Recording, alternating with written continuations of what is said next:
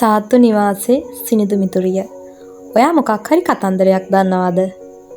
ඒ ඇය මගෙන් ඇසූ පළමුවෙනි පැනය.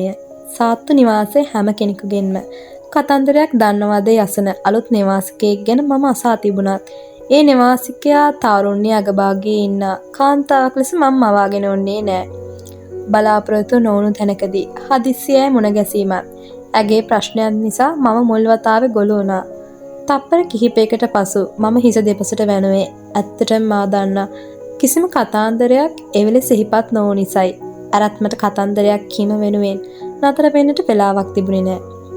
මගේ පිළිතුර ඇගේ ඇස්වල කිසිම අමනාපයක් හෝ බලාපොරොත්තු කඩවුණු පෙනුමක් ඇති කළේ නෑ.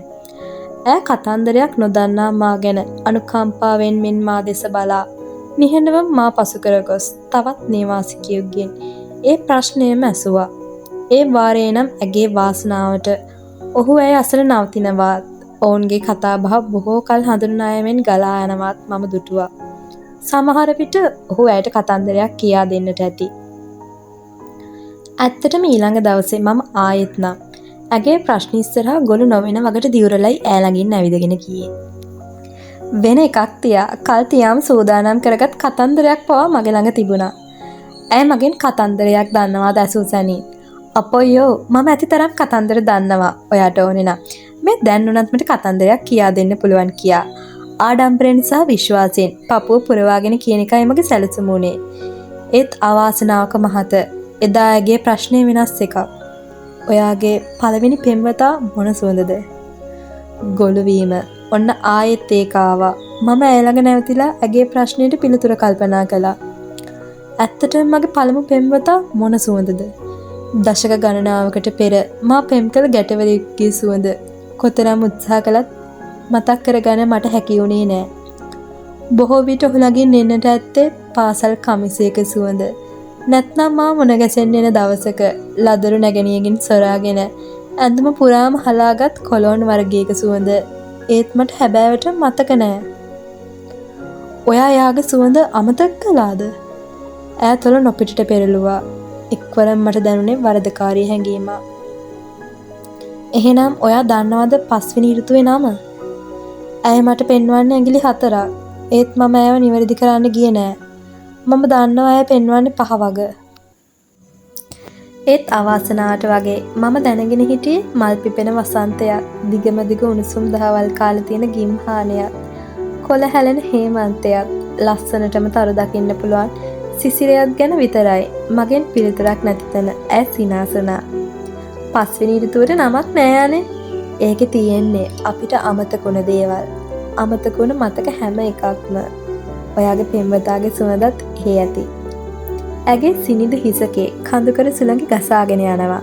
එම්බ්‍රොයිඩර් බේබි රෝස් කිනිති තියෙන අත්පසුන් පැලඳගෙන ඉන්න ඈ. ඇගේ අත් එකිනෙක පිරිමදමින් උණුහුම් කරගන්න උත්සාහ කරනවා.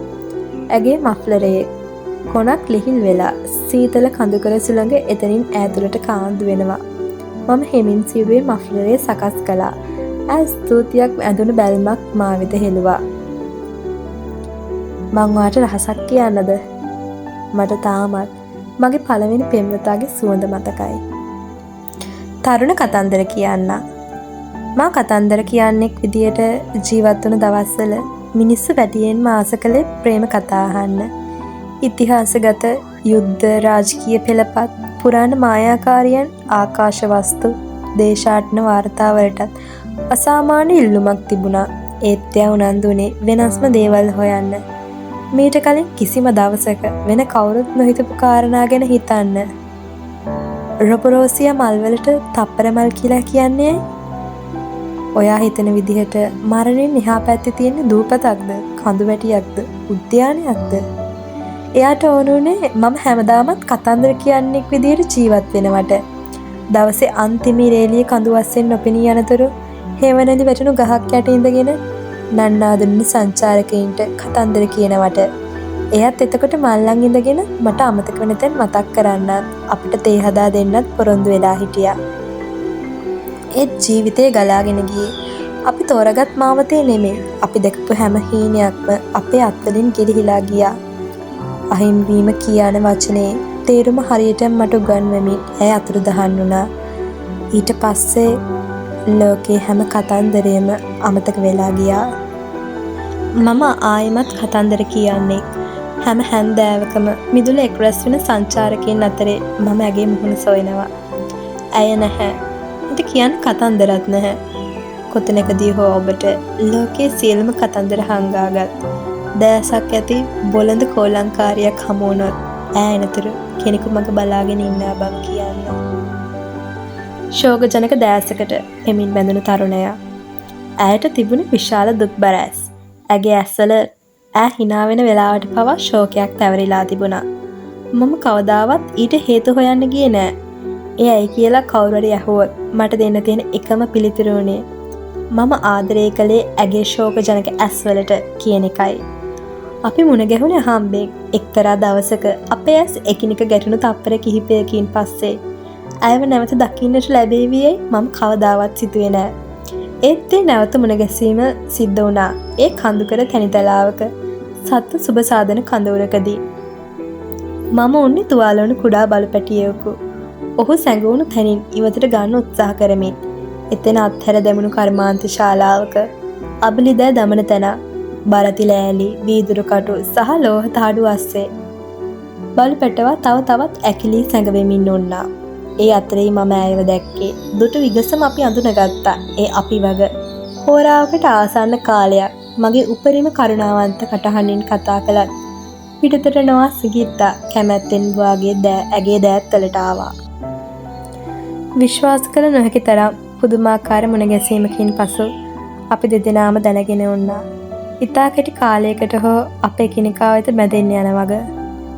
ඇයිවා මාව විවාහ කරගත්තේ? මම ඇගෙන් කිහිප වතාවක්ම අසා තිබෙනවා. ඒ හැම වතාවකම ඇගේ ශෝකජනක ඇස්වල ආදරය පුරවාගෙන මන් දිහා බලා ඉන්නවා. ඊළඟට මට පිළිතුරු දෙනවා. ඔයා මෝදු සුවඳ හන්දා. සදාකාලික ප්‍රශ්න සරණිය. ඒ උනාට මට නම් හිතෙන්නෙම ජනේල ටිකක් අරින්න.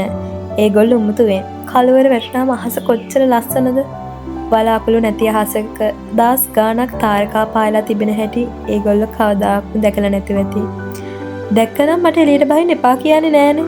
මට ගෙදර යන්න ඕන. ගෙදර හිටියනම් කවුරුත් මට අහස බලන්න එපා කියන්නේ නෑ. පිනි පොඩ්ඩක් ඔලුවට වැටුණා කියලා කලබල වෙන්නෙත් නෑ. අපි ජනේලේ අරිමු. ඒත් මං කොහොමද ජනේල ළඟට යන්නේ?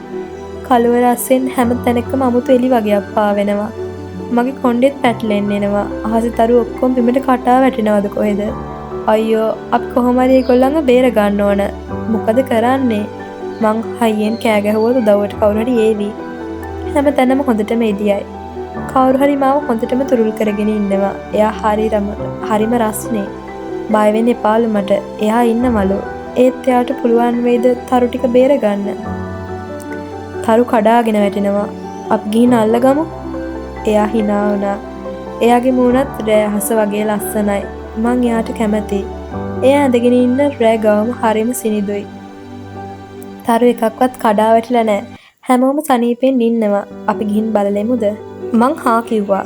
එයා මගේ ගවම හරි ගස්සලා සීත කබායක් අන්දලා අතින් අල්ලගෙන එළියට එක් කරගෙන ආවා.